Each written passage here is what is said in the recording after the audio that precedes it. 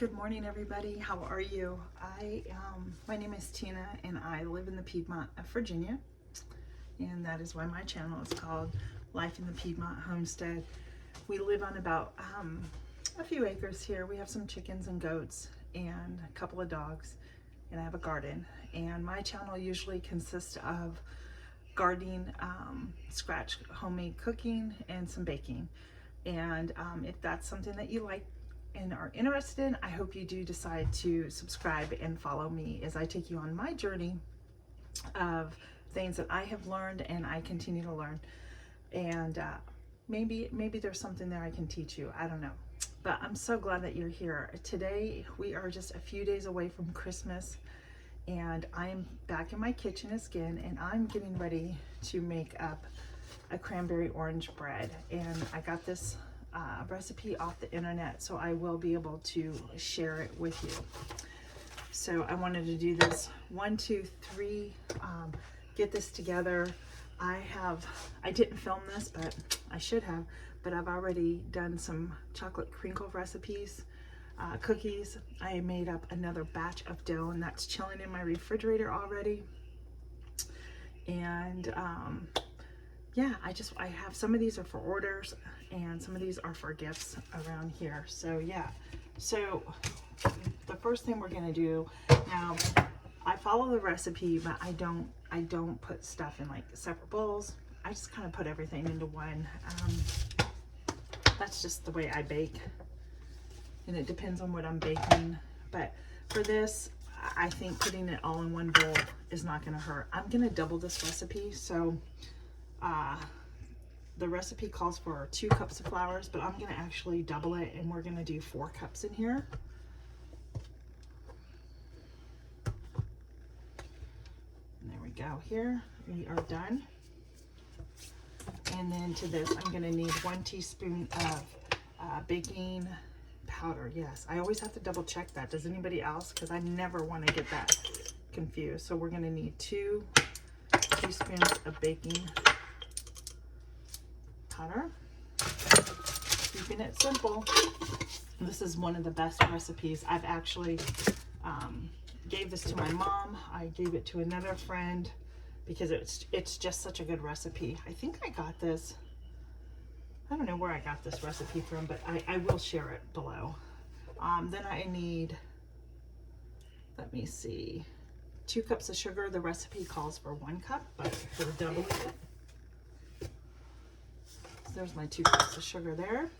And I need recipe 1 whole teaspoon of salt. I use Redmond real salt. I really love that. It really just gives such a great flavor and everything. It's really amazing. And then I need 2 tablespoons of an orange zest. So we are gonna just do that right in the bowl. It does, the recipe will tell you to zest this and the sugar together and mix it up. I didn't do that this time. I have done it in the past, but I decided just to go ahead and do this really quick. I do homeschool here, so I have a student here, so I want to be able to get this mixed together and get it done. And while we're working, I can be baking my breads and keeping it and getting, whoops, let me move this back, and getting as much done as possible, because I am on the road tomorrow. Tomorrow I head up to Lancaster, Pennsylvania to pick up my products for my customers who ordered, and I will, they will come on Saturday and come pick up their orders, including that of some of this bread and the cookies I showed you, the chocolate. So I want to get this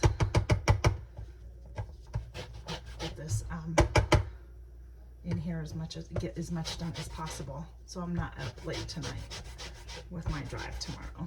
So I have zested 2 oranges so far. I'm gonna do 3 oranges and call that done.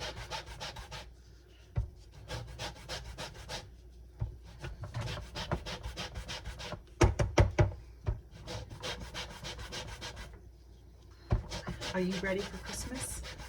Do you have your presents wrapped? Are you exchanging or baking? You know, we've had I've been hosting a collaboration of gifts from the kitchen, and so this video is part of that. And just another gift idea that's gonna not cost a lot of money, but I promise you people will love it.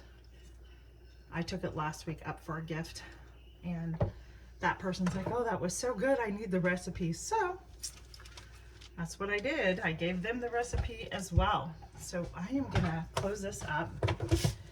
So the next thing we need to do is add, it calls for canola oil. I don't do canola oil. So we need a half a cup, and I'm actually gonna do 1 cup of avocado oil. I don't use the canola or vegetable oil anymore. It's just not as good for you as it was. I maybe once was, or just, I don't know. But I have it here, but I don't. I need to open up another bottle of my avocado oil. I get this at Aldi. I find that it's a really good price there.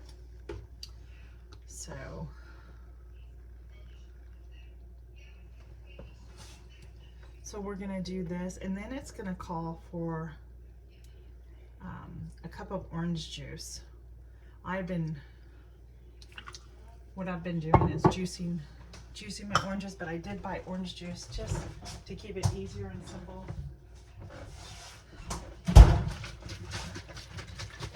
And for the oranges I got, it does take about 2 oranges to give me a half a cup. So I'm gonna go ahead and just give this a cup of orange juice.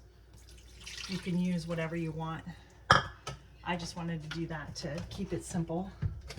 And then because I'm doubling it, we're gonna need 4 eggs. These are farm fresh eggs.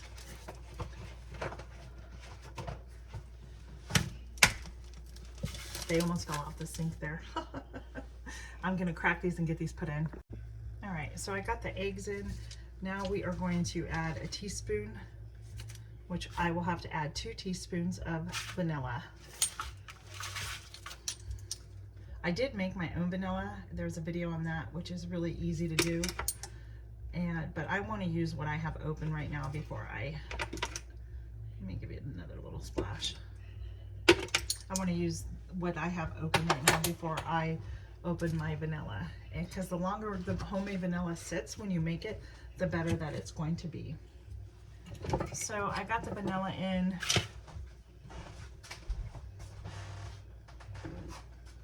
Now I didn't have buttermilk, so I made my own buttermilk. Let me see if I can show you this. And I just added some vinegar in it for it to start curdling, and you can see there's bubbles. Maybe not. Let me see. Let me get you a better view here.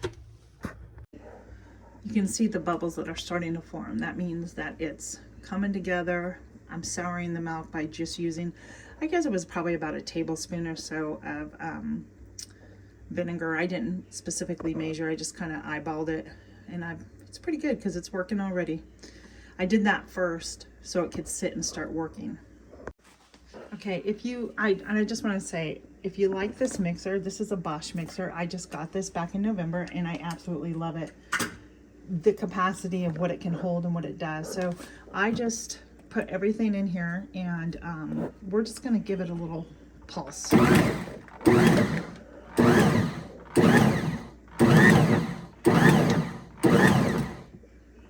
And now we'll just mix it on the number 1 setting, which is a lower setting, for a few seconds.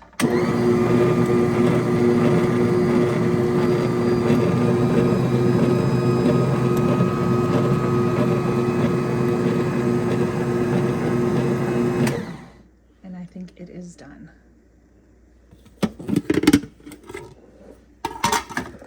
And I will show you what it looks like. You know what's so great and versatile about this recipe is that you can actually make cranberry muffins and freeze them up too for like breakfast and stuff. And there you go. There's the batter. Ugh. So I'm going to get these put in the bread pans, and I'll take you along for that. I have 2 loaf pans here, and I'm going to give them a good spray. I use the avocado spray from Costco. You get 2 of them in there. I think it was, I paid like $10.99 for it, but I love it. It comes out in a stream, which I like. There it goes. I gotta get my oven going too. Preheat the oven until 350.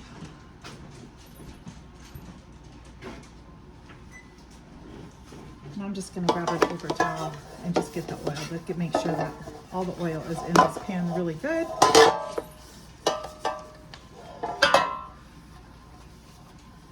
And then we're gonna fill these up, and I think I'm actually gonna get out my muffin tins and do a couple of muffins and have them out for maybe breakfast on Christmas morning, or some of my customers that come on Saturday that didn't order maybe will want a muffin.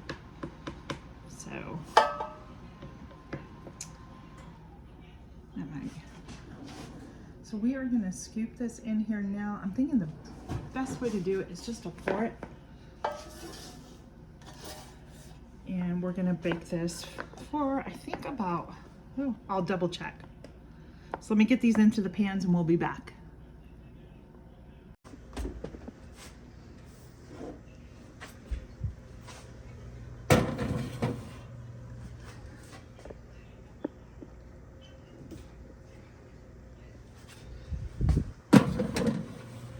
And we'll let those bake. All right, you should bake those. They say for about an hour, and I'll check them in just a little bit and see what happens. And we'll be back and I'll show you the end result. All right, let me show you real life. Just remember, when you watch videos and there's perfect, everything's cleaned up, that's truly not the case. This is my kitchen right now.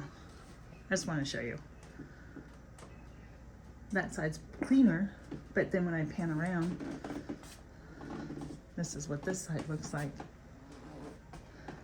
And not to mention over here. So just keep in mind,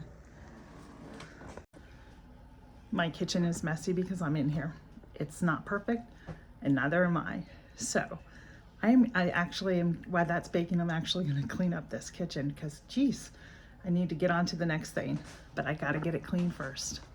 Hey friends, I am still in my kitchen. I took a little break, took my student home, and I've got some more bread in the oven, and I am getting ready to make a new one. And what you'll need are pretzels that are in the shape of a square and a bag of rolos. Now I saw this done on another channel recently. Her name is Amy from Positively Amy. And I'm like, I can do that. And I wanted to just share with you how these are done. So you're gonna take a cookie sheet and you're gonna place the pretzels, just line them up. Just line them up, just like so. And then I'm gonna grab my scissors, which I had out, and I just don't know. Let me grab those really quick, okay? All right, so I got my scissors. And we're gonna take some rolos and we're gonna unwrap them. Oops, that wrapper just fell. Let me move that really quick.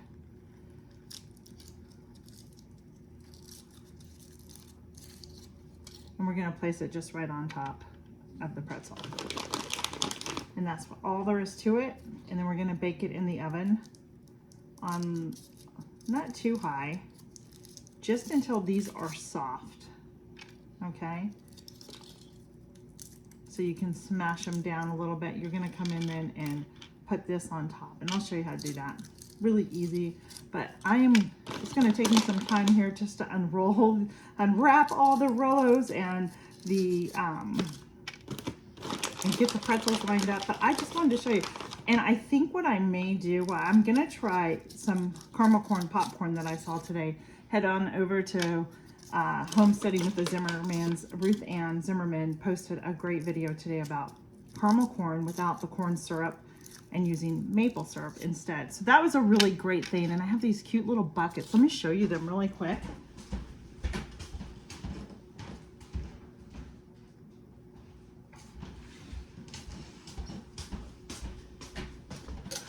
Aren't these the cutest little buckets? I found these at Hobby Lobby, and I thought, how cute would that be to put one of my bags in there and put some caramel corn in it.